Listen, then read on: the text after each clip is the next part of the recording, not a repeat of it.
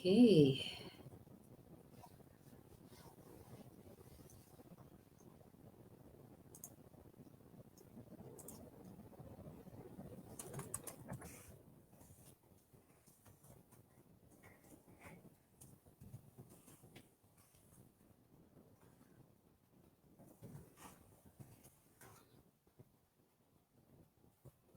Good evening, everybody. Just going to wait a little bit.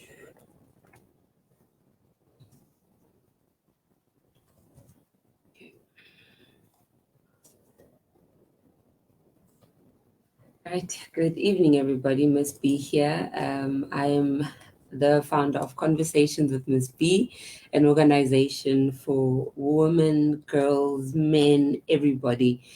Really, the organization is about empowering. We live in a time whereby there's so much happening. There is, you know, so many things that are depressing, bringing us anxiety, discouraging us, just bringing us so much despair. And when I started conversation with Miss B, it came from a place whereby I felt, I needed the support. I needed a platform like this, a hub like this, where we could come together and converse and change the narrative through dialogue. And that's really what Conversation has with Miss B has done. And today we're talking about a very important story, a very important topic rather, titled Owning Your Story. I think if you follow me on the socials, you will know that I have publicly shared parts of my story for a while now on the social media, sharing the good parts and the gory parts. We have a tendency of hiding those parts that are not so nice and always displaying as if everything is perfect. But yet we know that life is not perfect. We know that life is filled with these challenges. Life is filled with so much ups and downs. And it's important that we are realistic with our stories so that we can empower ourselves and others. And I want us to talk more about this topic because it's not as simple as I'm saying it. There's so many layers to it. And a lot of people have come from a background that disowns your story, that says be as perfect as you should. So today I have a guest with me, and we are going to talk about also the event. She's one of my speakers for the empowerment, self-empowerment, a piece of me seminar. This is an empowerment seminar that is going to change your life. And I'll get into more details about it as we go on with the interview or the discussion today. I want to bring my guest on. Her name is Thandiwe Mothiba. She's a reverend, and she's the founder of Beloved TV. Am I right? Beloved TV, Beloved of the Lord TV. And she's also a reverend in her own right. She's a mother, she's a sister, she's a friend, she's so many things. She wears so many hats. And I was attracted to her via Facebook because of how she would share her parts of her stories also, how she used her life to encourage others, how she used the story to empower herself and others. And that's why we are here today with her discussing this amazing topic. Welcome, Reverend Thandiwe. How are you tonight? Thank you so much, sis. I'm great. Never been better. Thank you so That's much. great. That is so good. Thank you so much for joining us today. I really, really appreciate the time that you've taken to be part of this broadcast. And we'll talk more about the seminar later on, but let's get into it because we want to keep the session as short as possible, but there's so much to say. Owning your story. We all have a story. And as much as we would like to believe that our stories are all perfect, or they come out of a little fairy tale. We grew up watching fairy tales, about Cinderella, about what's this thing, Beauty and the Beast, Snow White and the Seven Dwarfs. And even in that perfection, there was a story behind that. Now that we think about it, think about Cinderella, the hurt she went through with her sisters and everything. Think about Snow White, think about all these people. They have a story, but yet we've always just stuck to the beautiful ending, the perfect ending, and we disregard the story. Can you share with us why it's important for one to own your story? And perhaps you can even give us a bit of your story for a start. Well, thank you so much for inviting me to have these conversations. I love conversations. Conversations for me are a powerful tool that brings healing, that brings comfort, because many a times when you're going through something and you're not sharing it, you can be fooled to believe that it's only happening to you. But the more you talk, the more Mm. you realize that actually there are more of us out there, and some of us have survived. So I can actually learn from them. So Yeah. owning your story for me means that there are things we all go through. I'm not perfect. I don't claim to be a know it all. I only Mm. share that which I have experienced for myself. I only share the ways in which I survived the different things that I've went through in my life. And the aim is to encourage somebody out there. The aim is to inspire. The aim is to bring comfort, is to bring healing using my voice. Because as a child, and maybe some of you have heard this before, but it is my story. I'll share it till I die. Yeah. I grew up in Polokwane in Mankweng Township. So, as much as people think Limpopo is rural, I didn't grow in a rural place.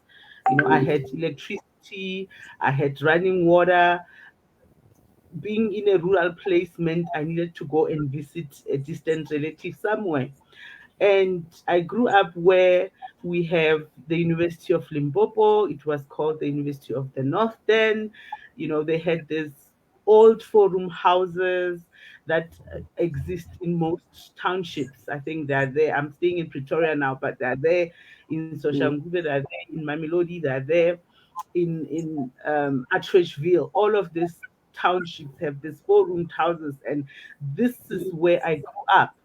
And as a 5 year old, 6 year old, um, I was this lovely, bubbly child until one day, this particular neighbor, may God continue to bless him as he rests in peace, he had something to do on me. I call it a molestation because I do not remember if there was penetration then or not, but he Mm. molested me sexually. And I was a kid. I went and I spoke to my neighbor. I'm like, oh, this guy did this to me, blah, blah, blah. And my grandmother heard me as I was sharing this story, and she Sure. beat me up. She beat me up. I stayed with my grandmother. My mother was at work somewhere. My father was not there as well. So basically, my grandmother is the person who raised me. So, as the Mm. custodian for me at the time, she started beating me up and said, "You shut up." And for the longest Sure. of time, I grew up to shut up. I had Mm. to learn to shut up. I had to learn to put down how I felt about things that were happening to me. And I said to myself, you know what? I grew up in my grandmother's house. There were many of us, my aunt's children. You know, it was such a big family. And I realized now that I actually miss that environment. But Yeah. I told myself that, you know what, Gela? You need to come out of this place. You need to work Mm. hard, you need to study, you need to come out of this place, and you will get your voice out there if you're not going to be able to say it within a family unit. And that's what I did. I went out. Outside, people would know me to be this bubbly person, but I was silenced. I became my own enemy in the sense that I wanted to push myself more. I wanted to perform more for myself. I would Mm. become sort of a control freak for myself. I needed Mm. things to be done in a particular way. I needed things to be lined up in a particular way. And if things were not Mm. going the way I wanted, I would get frustrated. And I mean, I went to Mahoka High School. I hope some of my old classmates are here. I went to Mahoka High School. And whilst there, I think I was doing standard 9. I met my estranged husband. I met him there. Well, he was years ahead of me, but I was still in high school. Then we met, and eventually we hit it off. We started a relationship. It moved beyond high school. I went to varsity. And when I was in varsity, actually, I fell pregnant in my first year. Yeah, I did get my degree and a child. Wow. That's amazing. Yeah. Yeah, and I think for me, because I grew up in this environment whereby um, I did not have a father and a mother.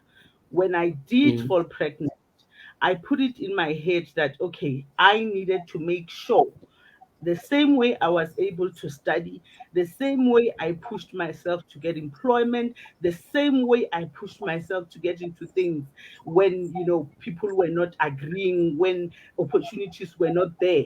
I told myself I'm going to push to make sure that my children grow up in a house with a father and a mother. mm-hmm. That's what I pushed. And unfortunately, or fortunately, that did happen for me actually. I was with this person for 10 years, and then we got married, and we were married for another almost 10 years as well until we broke up. But now I want you to understand that in every story, there is the bad, the good, the ugly. And Yes. I don't want to come here and claim like I'm perfect. So, because of my background, you must understand the trauma as a child, being Mm, silenced, this control freak perfectionist, being this angry person. I carried that load with me into the relationship. I carried that load into the marriage. I carried that load into my workplaces. So those things defined the yeah. story I would later become. Yeah. Mm-hmm. Because if you don't stop me, I won't stop my sister. Oh, you must come.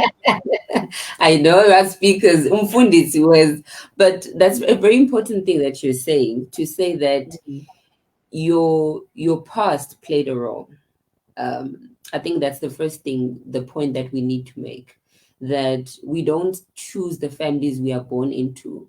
You don't get to choose your parents. You don't get to choose who raises you as a child, as a baby, as a toddler, even as a teenager. You get given what you're given. God knows why He put you in a situation whereby these are your parents. These are the two people that you are going to come through earth with. So that's the first thing we need to understand about the story, I think.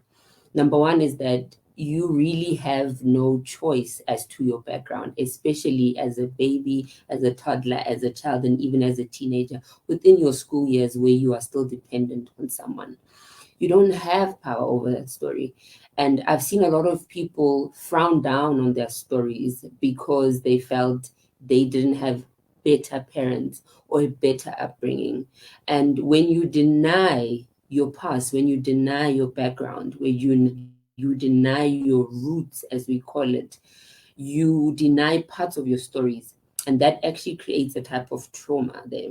Because, like, for a good example with your story, the fact that your grandmother taught you to silence yourself, don't say anything, shush, how dare you, you were even punished for having a voice, that had an effect on you in your adult life. And I'm sure it had effect on you on in your relationships, in your marriage, even in the way you raise your children, in the way you interact with people. And that has also, I think you've noted, developed, made you develop a sense of perfectionism in your life, whereby things must be a certain way. It's made you have a level of control to say, I must control things, because if I don't, it means people will take advantages of me. So that's the first thing I want us to note, is that it's important, firstly, to understand your background, where you come from. Reflect, look back, and say, where do I come from? How did I grow up? Why am I so controlling? Why am I so timid? Why am I afraid to speak? Why do I overspeak? Why do I feel I must be the life of a room? Why do I demand attention? All these character traits come from somewhere. So go back and trace your background and face those demons. We have a tendency of running away, Reverend, running away from who we are. What does running away do to an individual? as time progresses. And yeah, thank you for that. I actually like what you're saying. I like the fact that um, I actually think we are so hard on ourselves sometimes. You Mm, do not realize that you have been through so much and that has shaped the person you became, and you don't even give yourself credit. mm, You judge yourself harshly that yeah. I should be at this particular Mm, place. I'm old. I should have a family. I should have this. I should have a car. I should. And when these things are not happening, we then get mm, frustrated because in our minds, we fail to understand that. But your story is different from mm, Miss B's story. Miss B mm, perhaps did not go through the same thing as you did, which is why maybe it was easier for her to get a house, to get a car, to get a job. mm, Whereas for mm, you, you had to work twice extra. You did not yeah. have money to pay for your university, so you had to Zola, you had to Mhm, hustle so you can yeah. pay for university. And we need to keep those variables in mind in our journeys or in our stories, that we are not the same. Mm, I think there's a saying in my mother tongue that says people are not teeth, they're not equal. And even if you mm, look at your, I don't think they're equal. So we are not yeah. equal. We are all at different levels at different times, right? Mm, And having yeah. that understanding for yourself will help you navigate the journey that you're walking, right? Yeah, Mm, so mm, basically this is what happened. And later on, and I mean, people must come to the seminar to hear all about my story because it's long. of But course. fast forward, married Yeah. with kids. I'm a mother of three now. I'm at the peak of my career, 2015. Things are moving, and then I lose my job. I lose my job. Remember, I told myself that I'm going to work hard. I told myself I'm going to get out of poverty. I told myself I'm going to have the structure. I lose my job. And at the time when I was losing my job, I had um, three cars. I had a BMW, I had a Mercedes Benz. And it's important for me to mention this because I somehow Mm, attached who I was to the things I had, to what my you have. accomplishments. Yes. I attached the things I Mm, had to the roles and the labels, to the career I was mm, living then, um, the title they had given me where I was working. I attached everything to that. And when I lost all of that, I became depressed. And I remember I even had a polo then. I remember sitting in this, and I stayed in one of the suburbs in Pretoria North. And as I was sitting there, I got depressed. I couldn't sleep properly. I couldn't eat. I was just on autopilot. I was like a zombie. And I remember my mother calling me, and she said to me, "What's wrong with you? Don't you have food in the house?" Like, you know how black parents, like, if you've got food, why are you depressed? What's making you depressed if you've got food? If you've got food, you've got a roof over your head. I mean, what's wrong with mm, you? But you see, mm, I think because of everything that I went through, mm, um 2015 became the year where I actually had to come back to myself. I had to realize that I've been through a lot. I needed to realize that I needed to get help. I needed to find myself. I needed to understand who I was besides the roles, the labels, the roles or the labels that I played at the time, being a mother, being a wife, being this corporate girl. What did it mean for me when I now did not have that? I didn't have the things that I labeled myself to be, and I crashed and I needed help. I needed professional help. And this is important because when things go wrong in your life, you need to realize that you need help. You need the support system. You need to reach out. Thank God I had a support system then that I could reach out to, got the help that I needed, started going for different classes, started, doing the work that I needed in order for me to come back to myself and to be healed. And it didn't happen overnight. I mean, it continued. Years and years of work happened. And yeah, that's another part of my story. Sure. Yeah. So we go through different things, and now you're basically telling us about the second stage of your life, or maybe what we should call the mid stage of your life, whereby you got married, that didn't work, you had it all, could afford what you wanted, seemed to be living the life that we all uh, are told to aspire to. Have a husband, have kids, have cars, have a lifestyle. Because I wrote the other day on my WhatsApp status to say that success is really and should be a personal thing. It's very biased because what seems successful to you is not successful to me. But at the point that you've come to in your life, you felt that that was success. And sometimes success, if it defines you, that's why it's so dangerous to continually chase success, to continually have a mindset to say, success will bring me happiness. Success will bring me the joy and the peace and the healing that I desire. If I get that car, I'm going to be happy. If I buy that house, I'm going to be happy. If I get that husband, I'm going to be great. I'm going to be happy. Then you realize you get all those things and you're still not okay. But you spoke about an important point to say it's okay to seek help. It's okay to seek professional help. It's okay to speak to someone. It's okay to have conversations with someone. And that is what Conversations with Miss B is about. To say, let us have conversations. Let's talk about these things. Like you, Reverend, I think a lot of us Black people grew up in a shh mentality. Don't tell anyone. Hide things. Just expose the pretty parts of you. Wear your mask when you go out so that people see the pretty you. Don't show people who you are. Don't show those parts of yourselves. But the danger in not showing parts of yourself is that you deny yourself, because you are literally denying your story. You're denying that this is you. So you are denying you, and that is detrimental to your breakthrough. That is detrimental to your mental health, which is what you spoke about. To say that the moment you own your story and say, "No, I need help. I really need help. Let me go see someone. Let me take a break. Let me step back. Let me go back." And that is important. I remember when I also lost it all, but similar to you. I was at the prime of my life. Everything was going great. I had the cars I want. I was just living a good life. I had a man who loved me. I thought, yo, this is it. And then it all came crumbling down. And it happens so quickly. You don't think it's happening until it's all gone and you think it really is gone. That's when it clicks.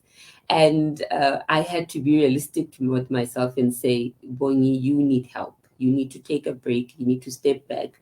It's okay. I had to go back home. I had to admit that I wasn't coping.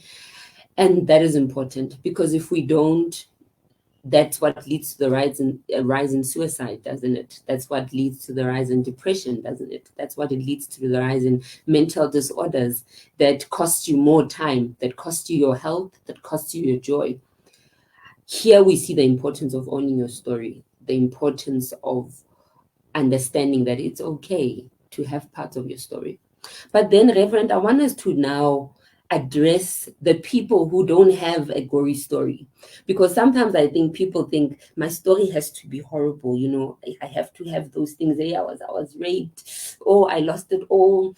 Oh, I went to it. You have to have those bad things. There are a few people that may not have all those horrible things happen to them. Generally, life has really been good for them. Maybe they grew up in a family that had it all. They've never had to struggle. They've never had to think, when is my rent going to come from this month?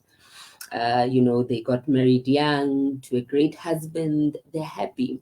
And they feel also that they can't own their story because there's so much of, "Oh, I went through toughness." It's like your story must be hard for you to share it.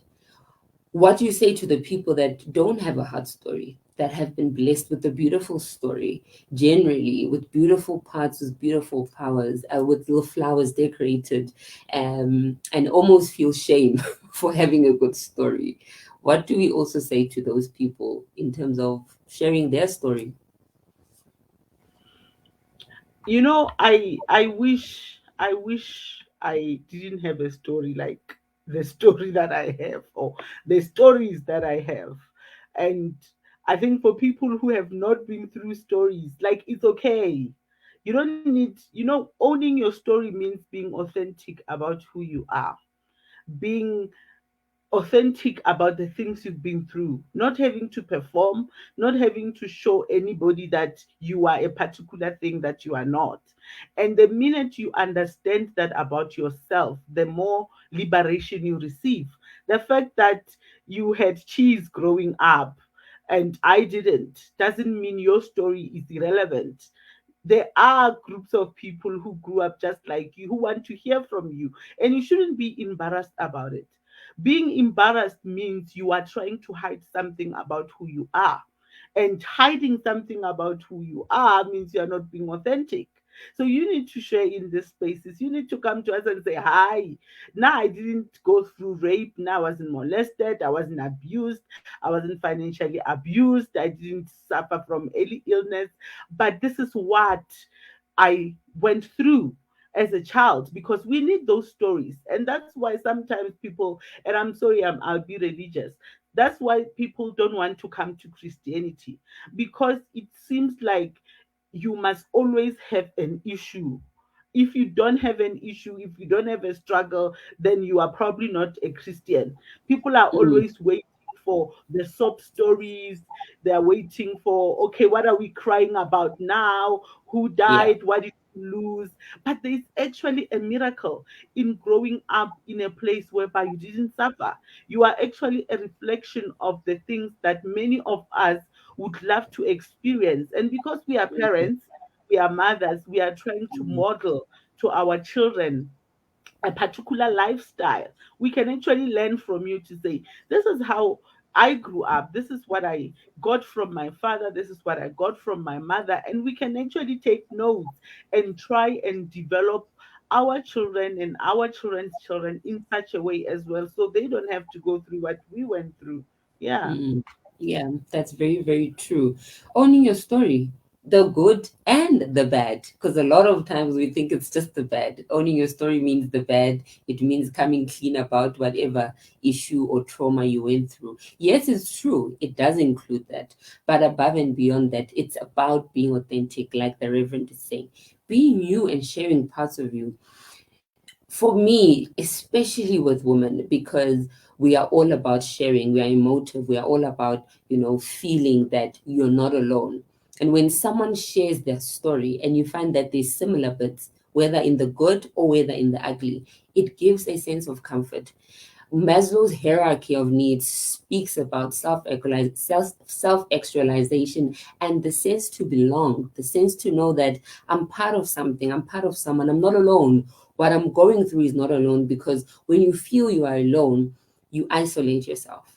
And isolation is a very dangerous place to be in, because that's where, for use of a religious word, that's where the devil comes in it. They say it in the movies, there's always that scene where there's the angel on one side and the devil on one side. But that's where he comes in, and his voice seems louder than the good voice or the angel's voice. But when you share, when you are able to come out and break out, it means that you've overcome. And there's so much to overcome when you own your story. There's so much to overcome when you accept, Reverend, that this happened to me. When you accept that, this is something that is part of my story, but it does not define me. It does not mean that this is who I'm going to be forever. This is who I'm going to be going forward. I remember you also shared your story in one of the publications, on print media, where you wrote about your ring, how a ring, a simple thing as a ring, became part of your identity. because it was a story that you were holding on to for so long. The fact that this ring gave you this ring made you feel that way, and it's attached to feelings. Because our stories are us. We are feelings. We are emotions. So don't feel bad when you're sharing your story. There's emotions come through. That's important. So you held onto the ring because it was not just a ring. There was so much that was attached to it. Briefly, as we close this topic and we want to speak about the empowerment seminar, tell us about the story about the ring in like 1 minute or 2 minutes. Oh my word, the ring story. So I had this beautiful diamond ring that I loved. I actually woke up last week missing that ring on my Yeah, finger. It was a symbol, of course, of marriage. It was a symbol of a covenant I was in. And I wore that ring for many years. And I wrote the other day that uh, me and my ex were not even together for many years, but I continued to wear this ring because I felt that if I walked in a room and I was blinging with this diamond ring, it was a beautiful ring, I promise you, it was expensive. When I got into the room and I'm blinging my ring around and people are seeing that, it gave me some kind of pride. It yeah, made me feel like I'm better than other people. And yeah. it was a unique ring, so it wasn't the normal rings that we would see. So it was, I think it was platinum, and people were like, "Whoa!" It was, and you couldn't actually see the diamonds. You just bump into them. You know, like, there's something about this. So I really loved that ring. I actually love diamonds. Hey, I need diamonds in my life. Anyway, so I, We I, all do. I please. So I attached who I was to certain items, to cars, to rings, to jobs, to roles. And when I lost everything, including my marriage, that ring became a symbol for me. I hold on to it, and I hold on to it for dear life. I think 3 years after my ex left the house, I was still wearing that ring. Imagine. I Mm, was walking around still saying I'm married, still saying my husband this, because you know how the society will make you feel like you are less of a woman just because you're single. And you yeah, know, you walk in the room and people are holding on to their men like you're about to steal them. Let's be yeah. honest. I'm that That's person. true. It I'm that happens. person That's true. who Yeah. who says it like it is. You get into a room when you've got a ring, people then start to become. But if you are coming and you are single, they're already thinking, this one is gonna take our men. So they automatically treat you differently. And I experienced that when I took it off. And eventually, I mean, it's a healing process. Never Mm, rush into things. There's a time where I was not working around Pretoria for many months because mm, there was a whole transition in my life. And when I left, it gave me enough time to reflect on the ring and what was important. And eventually, I took it off, I pawned it, and here I am without a ring. My fingers are free, and I'm not worried about the judgment I receive. I'm not worried about how mm, people treat me. Those things happen to me, but they don't define who I am. I'm still this beloved mm. of the Lord who is all bubbly, who is out there doing the best that she can in her journey and her story. Yeah. Wow. Wow. That's a beautiful story. I loved reading it so much. It was so empowering because there was so much truth in it. It's a whole different topic though about, significance but it really still ties into the whole issue of placing important on things or titles. Mrs. Doctor, Mr., feeling that that's what gives you a sense of relevance. But I think when you come to accepting who you are, when you own your story, you rise above that. It's not the ring, it's not the title, it's your authenticity, it's your purpose. That's the biggest thing. You've come onto this earth for a purpose, you've come for a reason, and that is what you must live. We spend so much of our time accumulating these things, thinking that you're going to get a little corner office with a view of all of heaven just because you were married. Yet it's beyond that. Just because you drove a Maybach or whatever your dream car is, But it's beyond that. Yes, we have these things, we work for them, we work hard for them. They are luxuries, we enjoy them, and they are part of life and the journey of life. But let it not define who we are, because the moment you then don't have them, you will feel like the world has come to an end. Or the moment they don't give you the joy or the newness that it used to give you, the edge, the high it used to give you, it's like a drug. If it doesn't work, you either up the dosage, meaning you either accumulate more stuff or you move to a more dangerous, more potent drug. And that is to your detriment until you overdose and it's over. So it's not about the high, it's about appreciating what you have. It's about living in the present. It's about being at peace. It's with parts of yourself that are dark. We were never created to be perfect. If we were created to be perfect, there would be no need for God. There'd be no need for angels. There'd be no need for any of the things that have come to give us the hope that we desire. We are on this earth not as perfect beings, but we're on this earth on a journey that 99.999% of us don't even know what that journey is. We're just trusting that every day that we live, that every day that we try, we are living a life that is authentic and a life that Christ or God or the Creator has created us to live. And I think that's the most important thing. And if you have any questions, those that are watching, please do pose them before we close our conversations. We're about to conclude. Now, Reverend, you're going to share this and much more, I know, at the Piece of Me Empowerment Seminar. I've shared at the beginning that this is a seminar that God laid in my heart, I'm not going to lie, to say, Onyo, you've shared so much of yourself and you've met people with amazing stories. Bring people together again and have people share a piece of themselves in a world where there is so much going on. There's so much going on. It's always encouraging to know, Reverend Thandiwe, you being as bubbly as you are, what's your story? How did you do it? How did you overcome these challenges? I'm struggling with one, two, three. I have a friend who's struggling with one, two, three. And I won't lie to you, all the seminars I've been through where I've been a speaker or an audience member, there's always a lady with a story. There's always a man with an issue.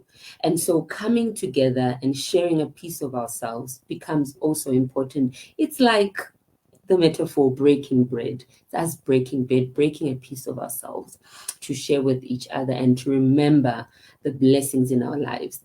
The seminar is happening on the 3rd of September this year in Santon at the Radisson Blue Hotel. And I invite you to be part of it. And Reverend, I just want you to also share and invite people to the seminar and maybe give us a bit of what you'll be sharing with us on the day.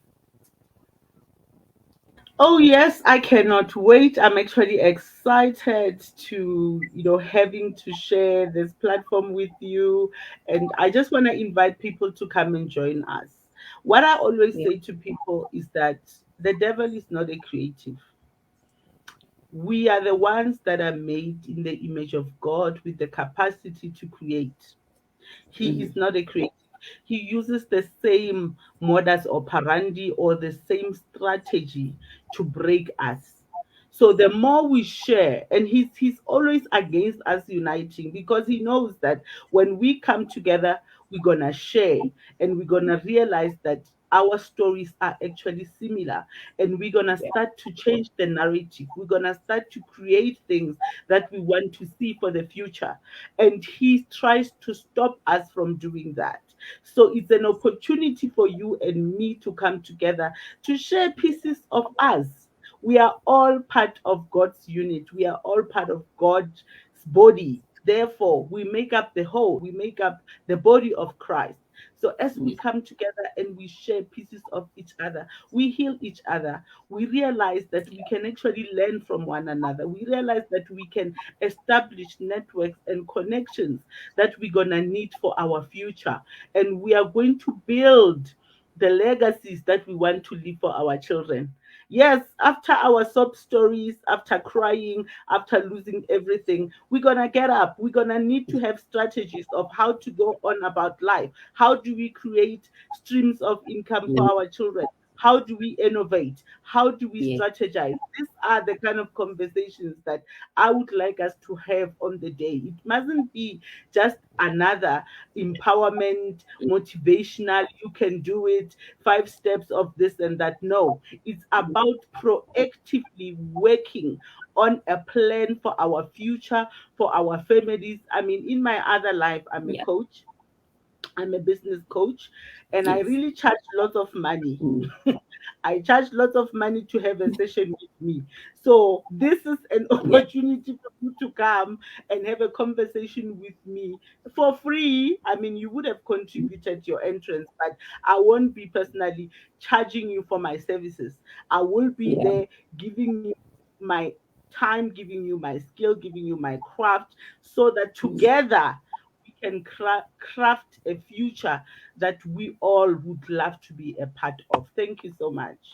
Wow, wow, wow. Oh, that's amazing. I cannot wait. I cannot wait. I know I say that because I'm the organizer, but even if I wasn't, I still would not wait. I would just want to be part of it and want to hear from you. You're such a phenomenal person. I've never met you in person.